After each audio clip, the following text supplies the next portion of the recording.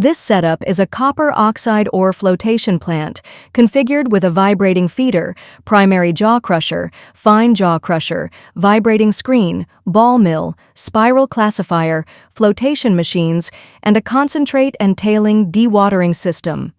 The process is as follows. 1. Raw materials are fed into a raw material hopper by an excavator or wheel loader.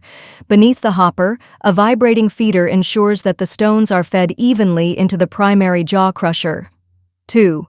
The primary jaw crusher crushes the larger stones to approximately 80 millimeters. 3. The output from the primary jaw crusher is then transported to a fine jaw crusher for further crushing, reducing the size to around 20 millimeters. 4. The output from the fine jaw crusher is sent to a vibrating screen. Material smaller than 20 millimeters will go to a hopper for transit and buffering purposes, as this allows for better storage of the crushed stone due to its higher crushing capacity. Material larger than 20 millimeters is sent back for additional crushing. 5. Below the transfer hopper, an electromagnetic vibrating feeder evenly feeds the 0 to 20 millimeter material onto the next belt conveyor.